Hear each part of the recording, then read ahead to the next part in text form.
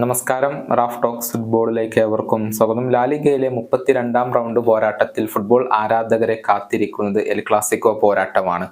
നാളെ രാത്രി അഥവാ ഞായറാഴ്ച രാത്രി ഇന്ത്യൻ സമയം 12:30 റയൽ മാഡ്രിഡും FC ബാഴ്സലോണയും തമ്മിൽ മാറ്റുരക്കുന്നത്.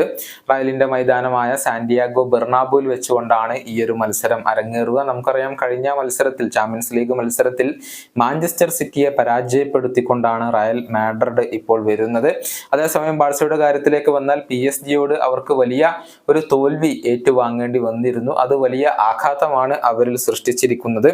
എന്നാൽ ഈ ഒരു അവസരത്തിൽ റയലിനെ തോൽപ്പിക്കാൻ കഴിഞ്ഞാൽ അത് ബാഴ്സയെ സംബന്ധിച്ചിടത്തോളം ആശ്വാസം നൽകുന്ന ഒരു കാര്യമായിരിക്കും. ചാവിയെ സംബന്ധിച്ചിടത്തോളം പോസിറ്റീവായ ഒരു കാര്യം സംഭവിച്ചിട്ടുണ്ട്. അതായത് ഗാവി, ബാൾഡെ എന്നിവർ ഒഴികെയുള്ള എല്ലാ താരങ്ങളെയും ഈ മത്സരത്തിന് ഇപ്പോൾ ചാവിക്ക് ലഭ്യമായിട്ടുണ്ട്. പെഡ്രിയും ക്രിസ്ത്യൻസണും ഒക്കെ പൂർണ്ണമായും ഫിറ്റ്നസ് വീണ്ടെടുത്ത് കഴിഞ്ഞിട്ടുണ്ട്. ഓരോ പൊസിഷനുകളിലും ഒരുപാട് ഓപ്ഷനുകൾ ഇപ്പോൾ ചാവിക്ക് അവൈലബിൾ ആണ്.